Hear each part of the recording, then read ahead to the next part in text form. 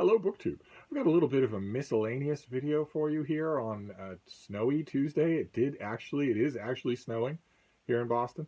The hyperventilating news forecast about plowable snow is certainly not going to happen. This is as light gets. It's mainly a notion in the air rather than anything on the ground.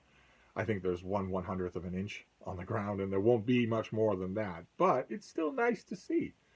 It's nice to remember that this was once a season known as winter in Boston, where you would get snow and it would stick around, where it would be cold and it would for days and days. Uh, and I've got a spread of miscellaneous stuff here that we're just going to cover to get it get it all done in one video. There's some mail, there's some new arrivals, there's all sorts of stuff. We'll start with the main periodical that I got recently, which is the new Vanity Fair, which has the fold-out cover, the regular feature of theirs on the Hollywood issue. These are Hollywood doers and shakers, the young guns this time around. So there aren't any old lions on the cover, and there aren't any old lions featured on the inside. Instead, it's all young actors and actresses.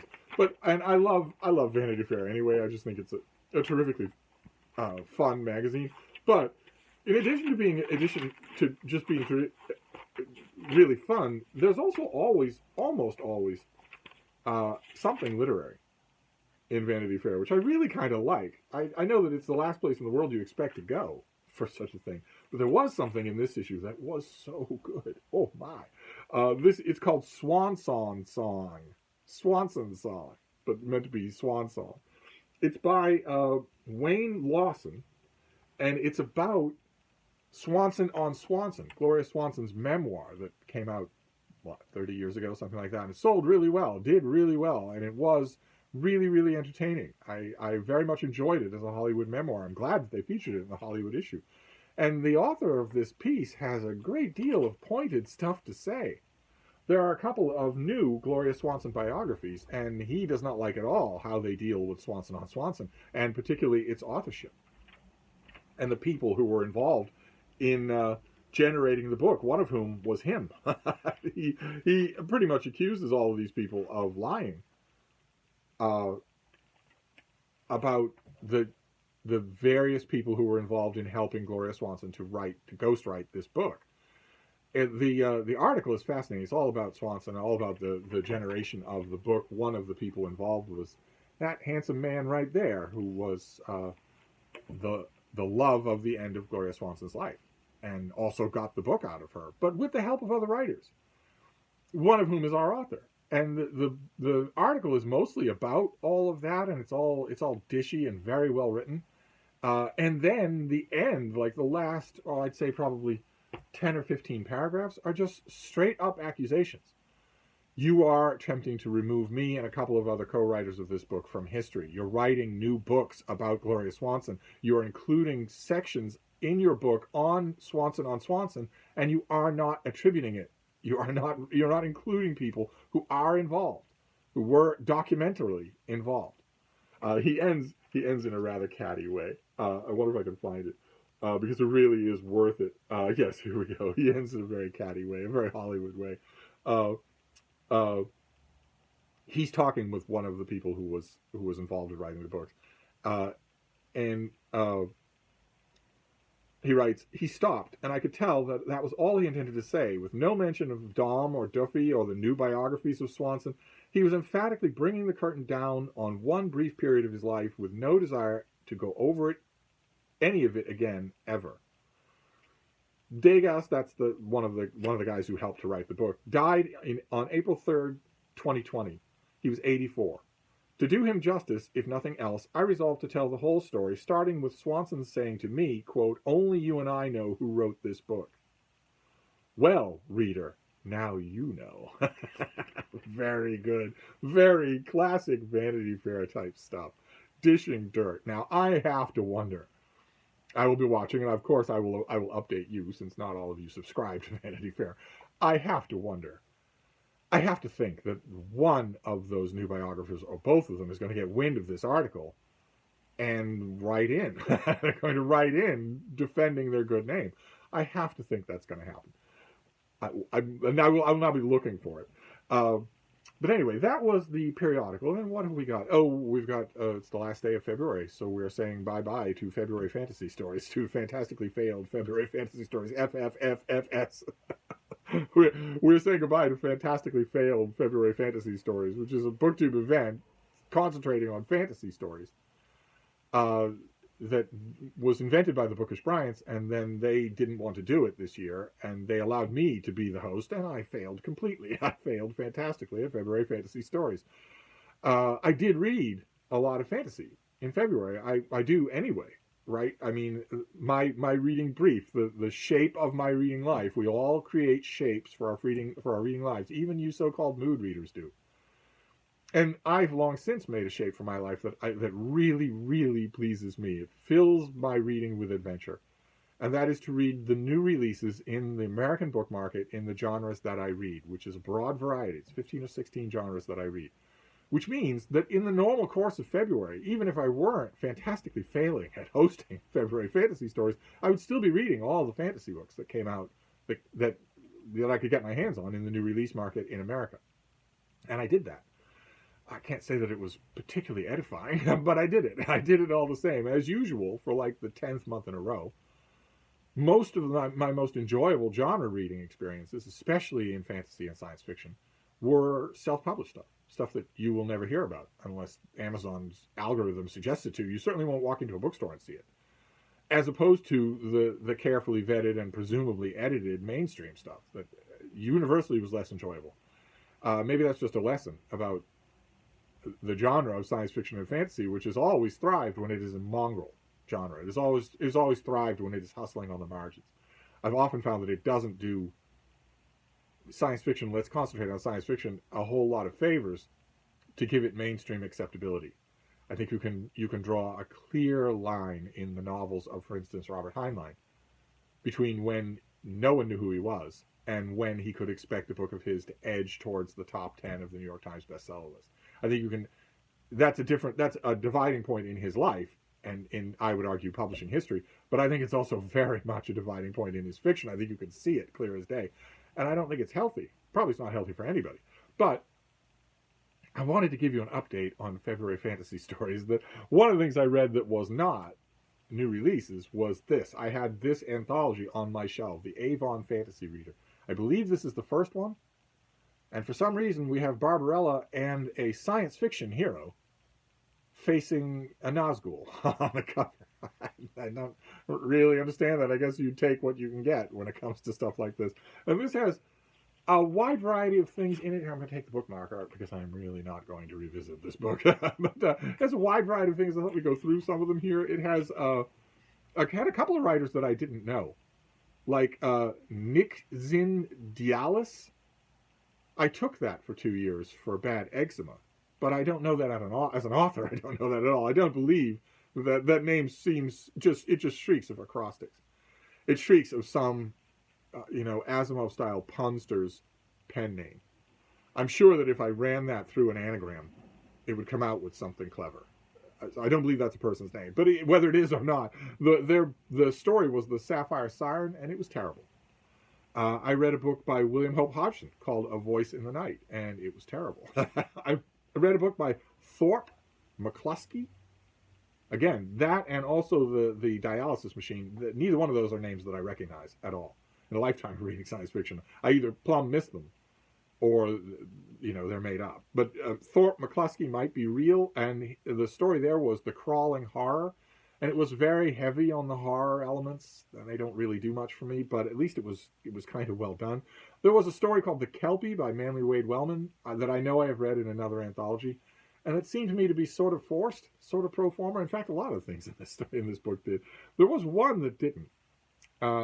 Victim of Higher Space by Algernon Blackwood didn't work at all for me. But C.L. Moore has a story in here called Black Thirst that I thought was really good. It was the only thing in this that I really, really liked. That and also the lead-off story, The Witch from Hell's Kitchen, which is here not referring to my old stomping ground in New York City, but rather to a metaphorical kitchen in hell.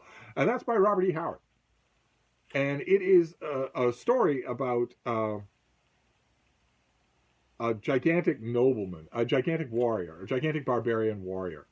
Uh, the exception among these pampered party guests uh, stood out in the startling contrast. Taller than they, he had none of their soft sleekness. He was made with the economy of relentless nature. His physique was of the primitive, not the civilized athlete. He was an incarnation of power with a capital P.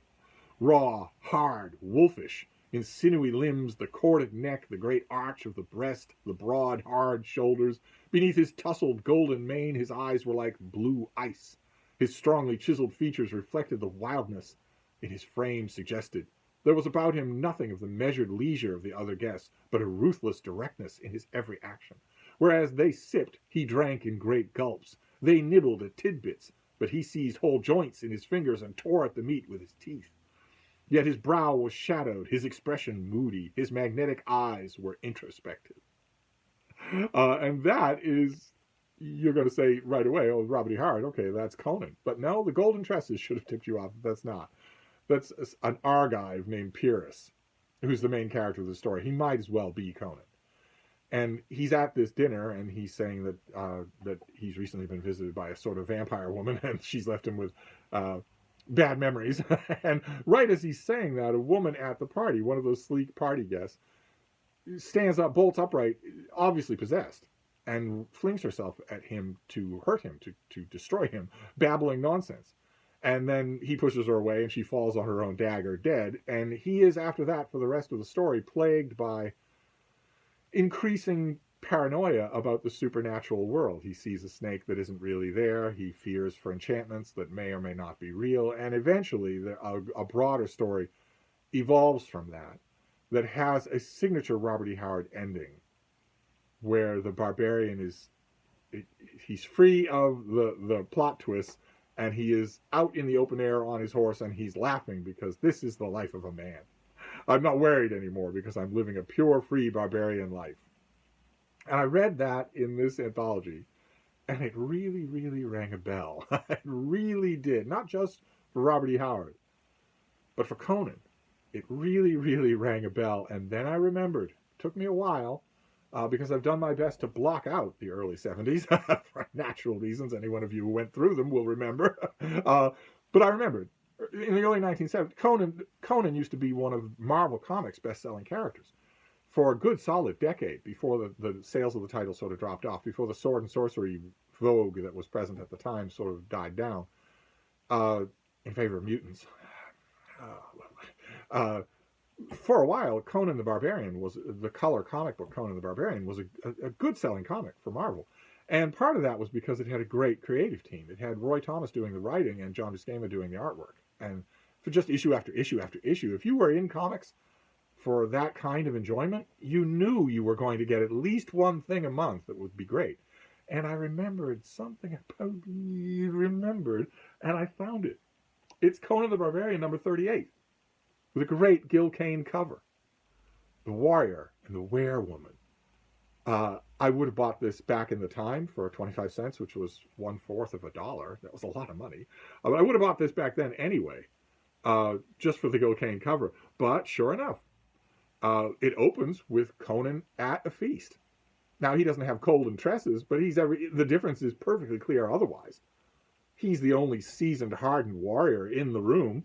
And sure enough, a fop gives him a little lip. And he tosses the fop entirely across the room without even standing up. That's how strong Conan is in comparison to a normal human being. But right after he's done that, a young woman at the party, see, she's glazed-eyed. She throws herself at Conan. She's going to attack him. And he pushes her away, and she falls on her dagger, dead. And I don't notice... I found this issue right away when I saw that story. And I went right away to see Roy Thomas is usually very good about attributions. If he's taking a story from somewhere else and adapting it into a Conan story, he's usually very good about that. He's a big Conan fan. And there is an adaptation note here. It is freely adapted from the story The House of Arabu by Robert E. Howard.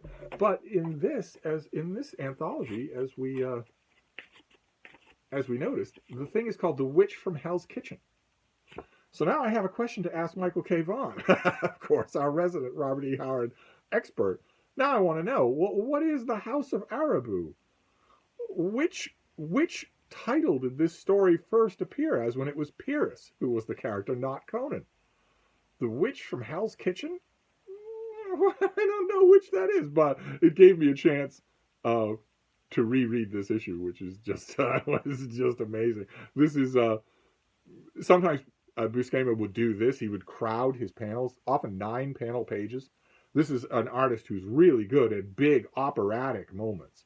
But in this issue, he's perfectly happy to keep things nice and controlled. Often 9 panels per page. So I didn't need much in the way of an excuse to go and reread the Werewoman and the Warrior. But now I have a question about the original appearance of this story.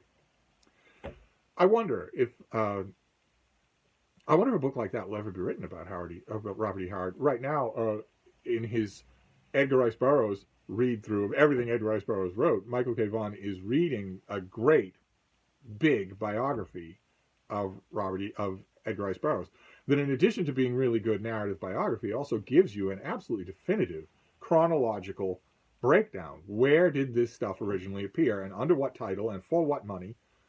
The definitive version of that. I don't know. Has anybody in the mainstream press? I'm sure that the zines have done it, but has anybody in the mainstream press ever done that for Robert E. Howard? This is a perfect example of why I would want such a thing. Where did this story originally appear?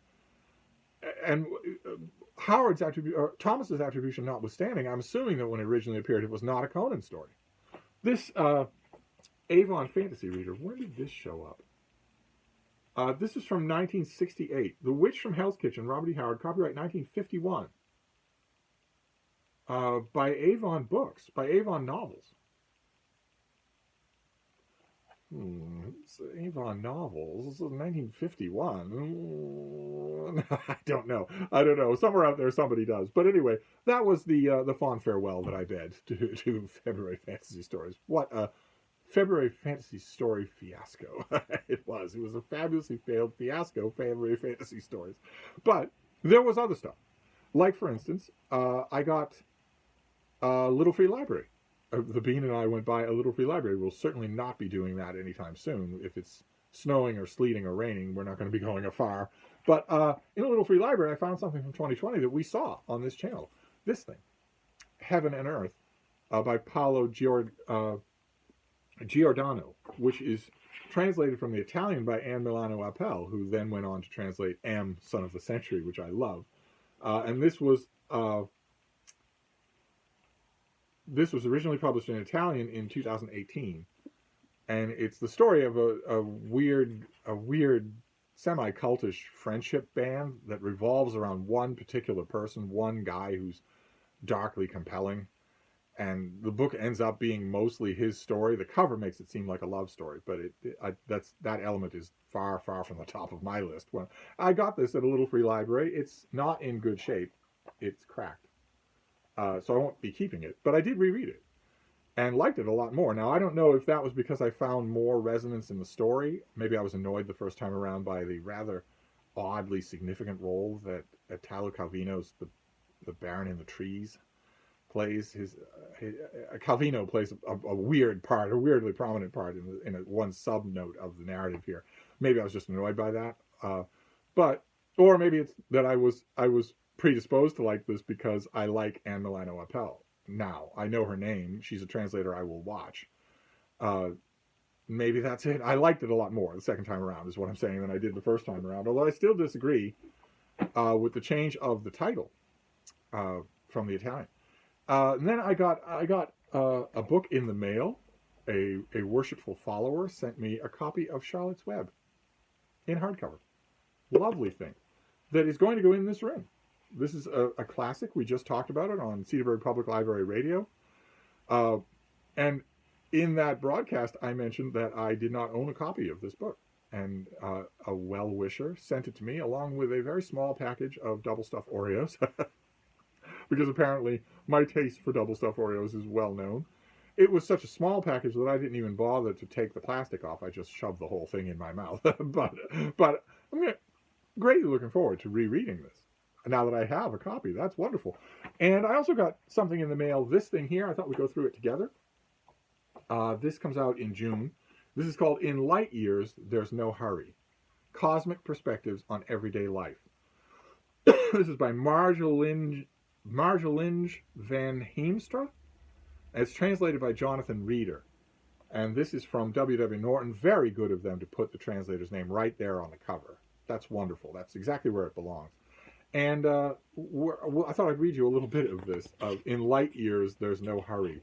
That title technically makes no sense. It's gibberish, but I think you can guess what it's going to say, what it means to be looking at. One restless summer, anxious and dismayed by mounting crises and conflict on Earth, poet and journalist Marjolaine van Heemstra learns of a phenomenon known as the overview effect.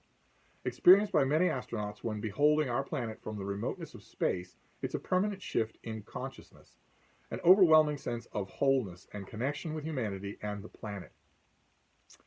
In this book is the account of her year-long quest to experience the overview effect on Earth. We follow as she takes a night walk through a forest in search of true darkness, listens to the distant singing of exoplanets at a radio observatory, and learns of prisoners working with astrophysicists to imagine possible human settlements on Mars. Contemplating the solace a cosmic perspective offers in our frenetic, divided world, this book is a lyrical, searching meditation on what it is to be human amidst the vastness of the universe. This comes out in June. That will give me time to calm down from a lot of the straw men and the Trojan horses that are smuggled into that description. Keep in mind, that description is not the book. The book could probably be better than that description. It could scarcely be worse. The overview effect has been reported by many astronauts, including, for instance, Buzz Aldrin. And it doesn't last.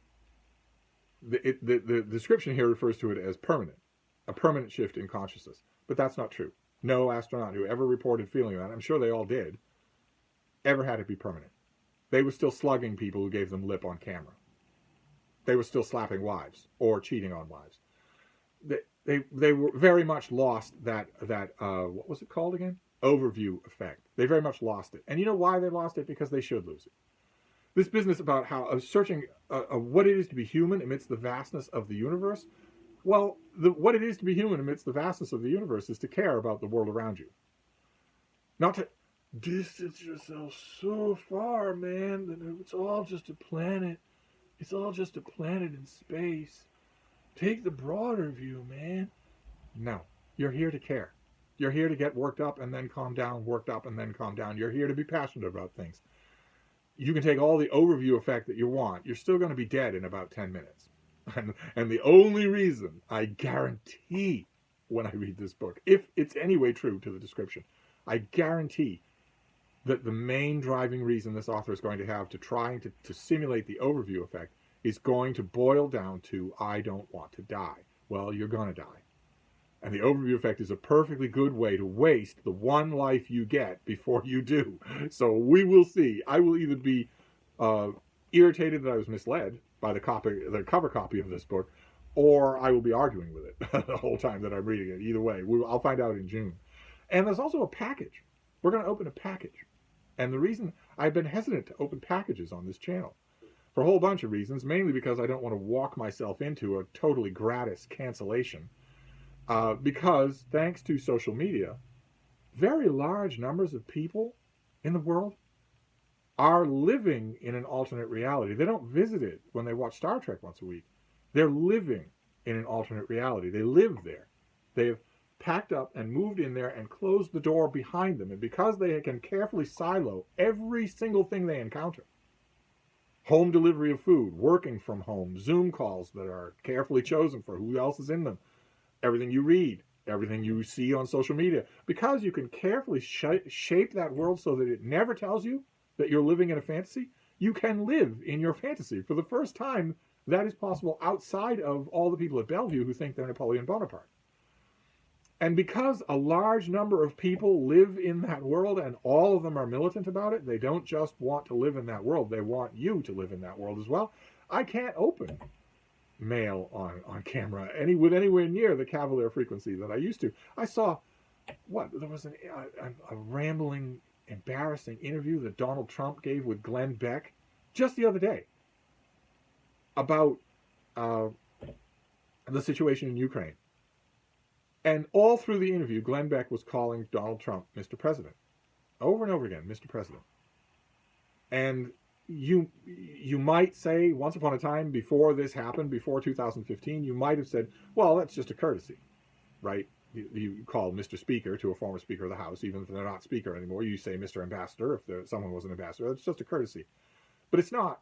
If you listen to the interview, you can tell very clearly that it's not. You can tell that Glenn Beck is saying it pointedly because in the reality where Glenn Beck lives, he drives his car in the reality that you do. You have to hope he obeys the rules. You have to hope that in his world murder is still wrong. Otherwise, why wouldn't he do it? If he lives in his own reality, and you could tell from listening to that interview that he lives in a reality in which Donald Trump is still president. That it's not just a courtesy title. You can tell in the interview that is in the world he lives in. He's not contesting this as a point with other people. He's sculpted a world in which he never hears any other point, in which, in his world, Donald Trump is still president. And, so we've got this problem in Ukraine. I'm just wondering how you're going to deal with it. You're a crazy, traitorous, ordinary civilian who don't even get security briefings like all the other ex-presidents do, who lives in a retirement community in Florida. You're not going to do anything about Ukraine. So the only reason that an interviewer would ask questions along those lines or with that tenor is if they are living in an alternate reality. And I was starting to get books sent to me from alternate realities. But this package, I have no trouble with. This package will please me greatly. This package I'm not at all afraid of opening on camera. So let's do that. Let's open this and see what we have. I know exactly what's in here. Yes. Yes. There are 4 books in here. Let's take a look at these books, shall we? The first one is a Harlequin romantic suspense novel. This is Colton's Unusual Suspect by Marie Fararella. And I can presume that one or both of them are of the extremely numerous Colton family. This is a Harlequin romantic suspense novel. And we have, it's a whole smorgasbord here. Then we have a Harlequin desire novel, Rodeo Rebel by Joanne Rock. There he is. He's looking a little reedy to me. He's got the long hair. This is the first book in a series. The first book in a series about of the Kingsland Ranch series. Just like this Colton's Unusual Suspect is the first book that follows the Colton family to New York City. And there he is sort of pondering while his horses run free. Then we have a Harlequin special edition. This is The Best Man's Problem by Sarah Taino. And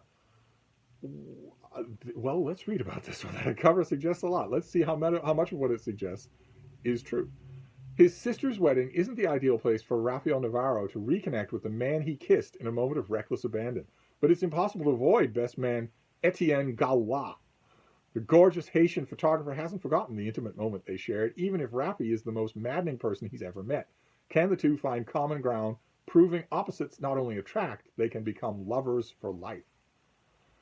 So part of the premise of this book is the most common thing in the world, which is groomsmen and bridesmaids and all the other official attendants at a wedding shagging like bunnies in every shed and hidden corner the whole time that they're practicing the wedding and the whole time that the wedding is taking place. That is a time-honored American custom. I don't know if it's true in the rest of the world, but who knows how many millions of Americans were conceived at weddings. But it sounds like there's more of a story there. And then we have one more Harlequin category romance. This is a Harlequin historical, Falling for the Forbidden Duke by Eva Shepard. And there she is. She's falling for him. He has, his hair and stubble don't work for whatever historical period this is in. They work for ours. But what have we got here? Illegitimate Georgina Daglish is used to staying in the shadows and letting her half-sister Olivia shine. So when they arrive at the stately home of Luther Rosemont, the Duke of Southbridge, in the hopes of a proposal for Olivia, Georgina keeps to the wings. When Olivia falls ill, Georgina is forced to entertain the devilish Duke, and their time spent together sparks an undeniable and completely off-limits desire. Oh my. So, books in the mail, 4 Harlequin category romances. Is it possible that these things portend yet another booktube event on the horizon? Yet another thing for you to participate in? Could be. Could be. So there you go. I think that's just about everything. Is that everything for this Tuesday miscellany? Oh, well, no. The only other detail is a tiny one. I've mentioned this ongoing drama with my Kindles. They haven't been behaving. I have 3 Kindles. I have the Kindle Oasis, Kindle Paperwhite, and the new entry-level Kindle in denim blue. And all 3 of them were refusing to show me a feature that Amazon added that was rather nice, that all readers like, was that the cover of the book you're currently reading would be your sleep screen. And all 3 of them simultaneously stopped doing that. And also the Paperwhite stopped reading any kind of side-loaded content at all. And that, I combined those 2 things and thought, all right, well, it's the revolt of the machines. I'll go back to my printed books. And I gave it time, put them all on a shelf and gave it time. Then I took them all down again and tested them out. And the Kindle Oasis and the entry-level Kindle in denim blue now show the cover on the sleep screen. The Paperwhite still doesn't, and it still doesn't read side-loaded content. So I came to the realization, belatedly, that what I'm dealing with here is one malfunctioning Paperwhite, not the revolt of the machines at all. So I get to go back to my entry-level denim blue Kindle, which I really like. And I'll just, I'll retire the Kindle Paperwhite, maybe get another one. It's a really nice device. I might like another one, but it won't be a high priority. So there's an update on the Kindles. They seem to be working again. The 2 that worked at all seem to be working again. One of them seems to just have gone belly up. That's all. I mean, if it doesn't read side-loaded content, it's of not much interest to me. Since I can get all that on the other Kindles, plus everything else in the Kindle ecosystem, like Kindle Unlimited or the Kindle Direct Publishing free books or anything like that. I don't need that Paperwhite for anything. So, but anyway, there's a kind of rambling miscellaneous Tuesday video. I think I've covered just about everything. So I'm going to wrap this up, but I'll be back. Thank you, BookTube.